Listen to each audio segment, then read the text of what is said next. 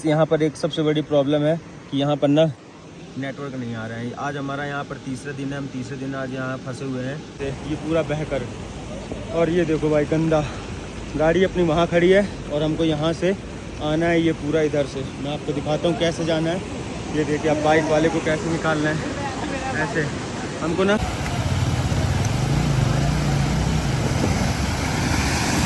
भाई थोड़ा तो डर का माहौल है मेरे अंदर, तो है इनका पता नहीं, पर डर का माहौल तो है।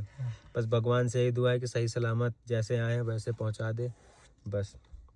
बाकी हर हर महादेव, हर हर महादेव। दोस्तों welcome back to the my channel Akhand Bharat traveller 022। तो दोस्तों कैसे हो आप लोग? खैर आप लोग तो ठीक हो गए, हम ही लोग अभी फंसे हुए हैं। आज हमारा तीसरा दिन है यहाँ फंसे हुए। और फिलहाल कल जैसे कि मैंने आपको बताया था कि कल हम लोग ने कोशिश की थी कि यहाँ से निकल के उदयपुर पठानकोट होते हुए हम लोग वापस निकल आए, पर हम लोग गए रास्ते में और रास्ता भी बंद था। ब्लॉग आप देख ही चुके होंगे। तो फिलहाल आज का मौसम थोड़ा खुला हुआ है, बारिश बंद हो गई है, तो चांसेस हैं कि मतलब खुल जाए। और मैंने काफ़ी लोगों से पूछा तो वो लोग बता रहे हैं कि शाम तक खुल जाएगा शायद। मतलब 100% में से 80% चांसेस हैं कि खुल जाए, 20% नहीं है कि चांसेस ना खुले। तो देखते हैं क्या कैसा होता है। फिलहाल हम चलते हैं। अभी क्या है कि हमने अपनी गाड़ी स्टार्ट की थी, गाड़ी हमारी हो चुकी थी बहुत ज़्यादा ठंडी, तो हमने सेल्फ स्टार्ट किया। आप यहाँ से देख सकते हो कूलिंग वाला जो है ये ना बिल्कुल नीचे आ गया था।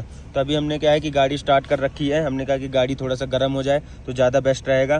फिलहाल हम लोग वहाँ चलेंगे आगे, आपको दिखाता हूँ कि कहाँ पे क्या कैसा हुआ है।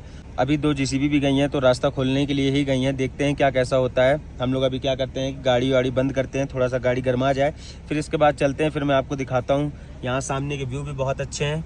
व्यू तो जितने मतलब पूछो नहीं कि मतलब कितने ज़्यादा नज़ारे अच्छे हैं, पर उतना ही ज़्यादा रिक्स भी है। अगर यहाँ के व्यू 100% अच्छे हैं ना, तो रिक्स 1000% है यहाँ पर। तो मतलब अब क्या ही बताया जाए कि अगर कभी भी आप लोगों को लद्दाख या मनाली आना है तो आप लोग हमेशा मई या जून जुलाई में ही आओ भाई। इस समय तो अगस्त अक्टूबर में तो बिल्कुल ही मत आओ। यहाँ पर कोई भरोसा नहीं है, कब क्या हो जाए किसी को कुछ भरोसा नहीं है। तो फिलहाल हम लोग अब चलते हैं आगे। फिलहाल ये खड़ी है अपनी थार रॉक्स, और क्या है अपने चारों टायरों में ना हवा कम है, पर इस वाले में ज़्यादा कम है। इसमें है 27, बाकी सब में 29.9 है। तो फिलहाल कुछ इस तरह की हालत हो चुकी है अपनी गाड़ी की। और मेन चीज़ ये ना कि भाई 4x4 हो या 4x2 हो या 4x6 हो, कोई गाड़ी भी नहीं निकल पाएगी यहाँ से। तो फिलहाल हम आपको दिखाते हैं और चलते हैं आगे।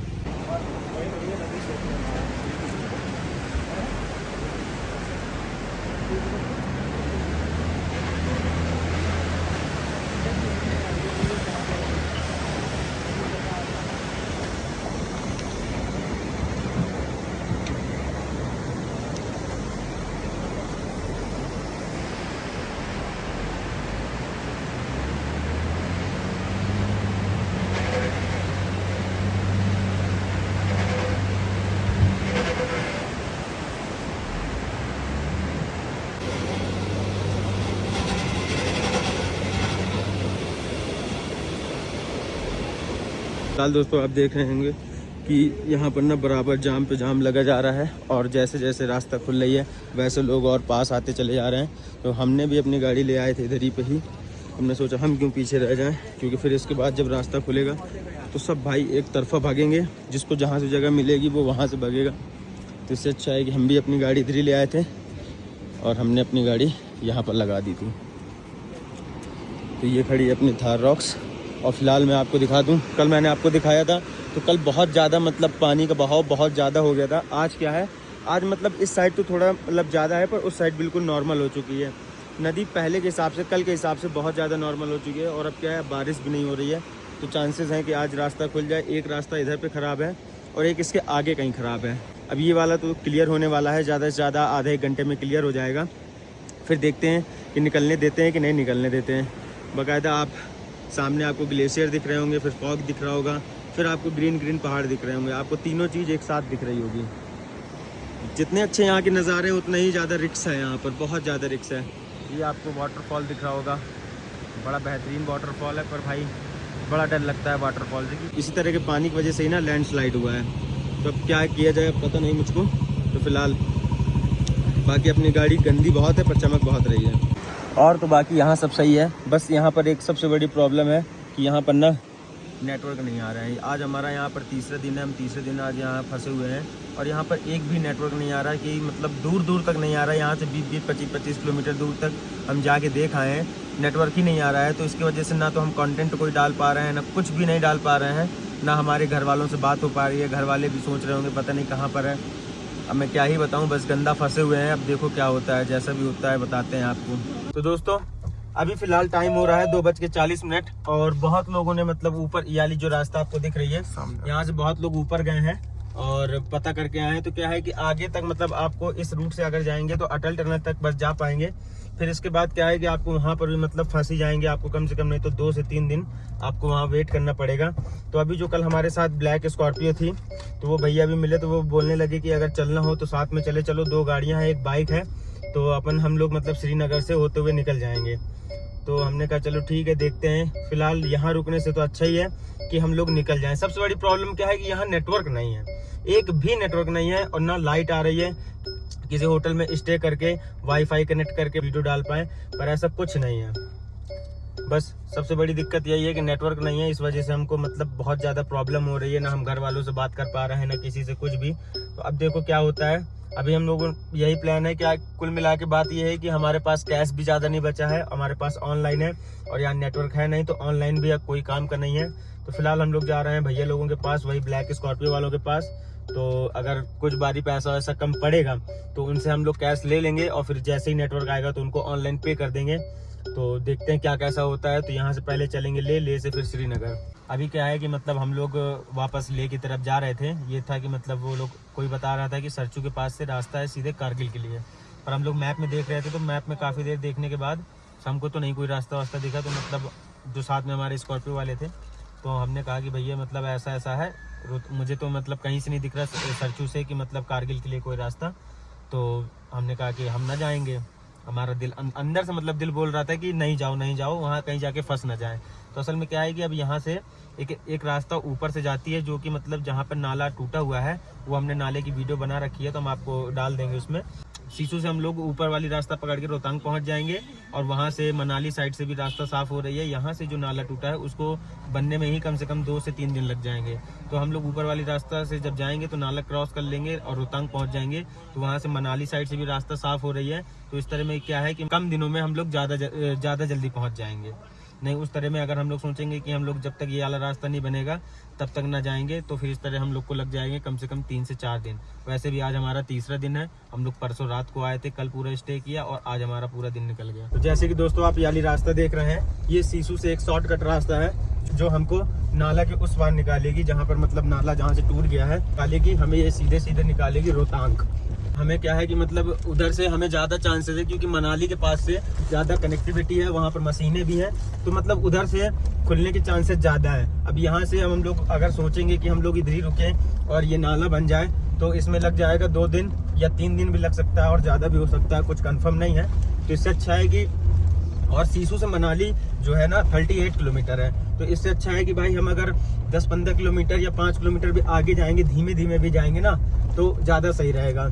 और पहले तो मतलब ये प्लान बन रहा था भाई लोग के साथ कि मतलब ले जाएंगे, फिर उधर से श्रीनगर पठानकोट होते हुए उधर से उस तरह निकलेंगे। तो इससे अच्छा है कि भाई घर ही से हम लोग चले जाएं तो ज़्यादा बेस्ट है, पैसा का पैसा बचेगा और रिस्क भी नहीं है। और रास्ता ये थोड़ा सा बस इधर पे ख़राब है, बाकी ऊपर क्या है कि मतलब पक्की रोड बनी हुई है। हाल आप ये रूट देख रहे होंगे, ये रूट है गांव का, गांव वालों ने अपने लिए बनाया है ये कि ताकि मतलब ये अपना इधर से उधर जा सके।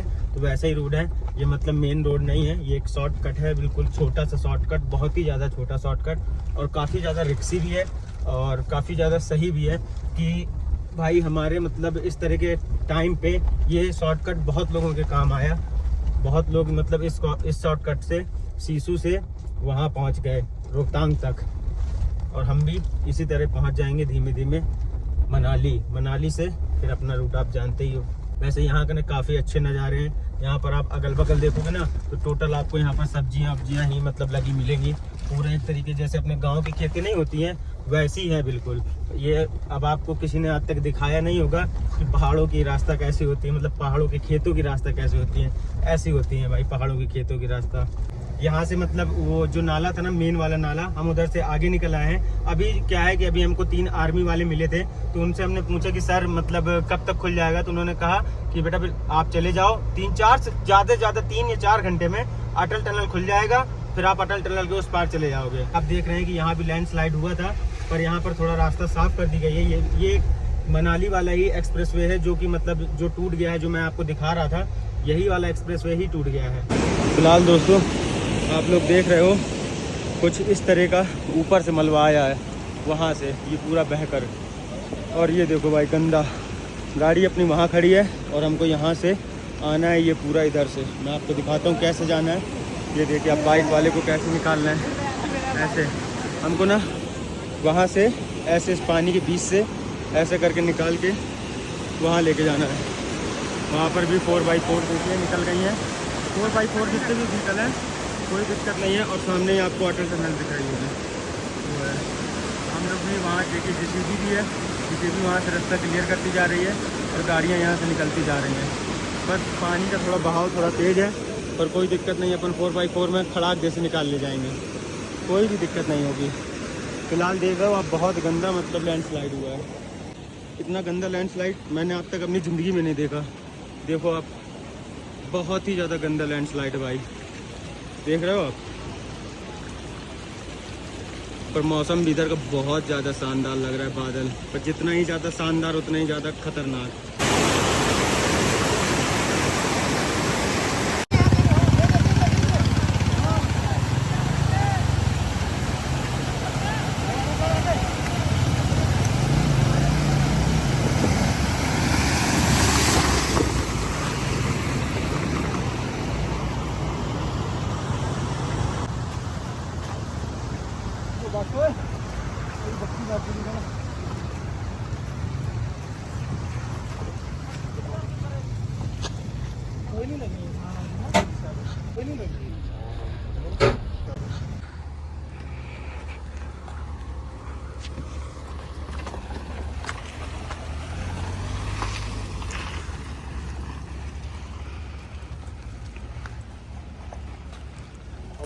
तो यहाँ आप देख रहे हैं कि एक पिकअप खड़ा हुआ है और सामने कैंपिंग लगी हुई है, और सामने अपनी एक 4x4 फोर व्हीलर खड़ी है, उसके आगे एक कैंपर और खड़ा है, और यहाँ अपनी थार रॉक्स है।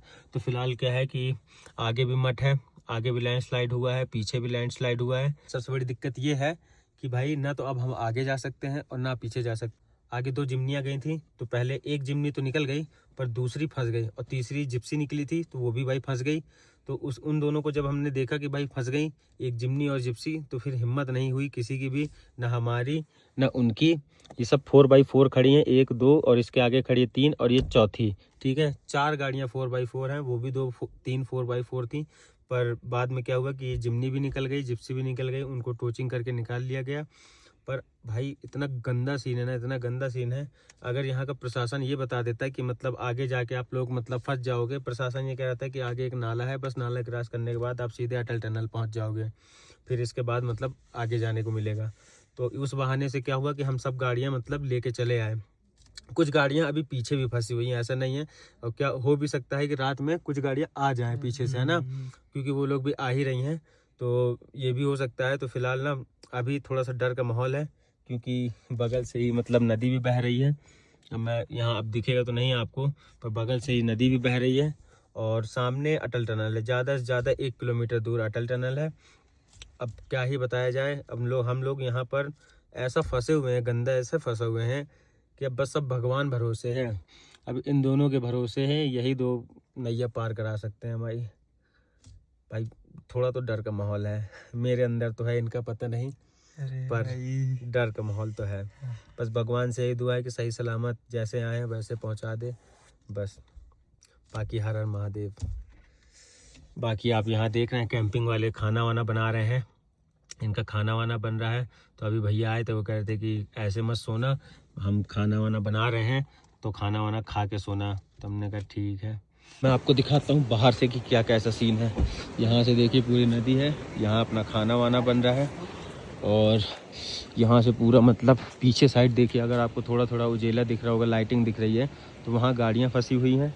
और यहाँ पर एक गाड़ी ये फंसी हुई है, ये मतलब इसकी क्लच प्लेटें चली गई हैं, तो ये गाड़ी यहीं पर खड़ी हुई है।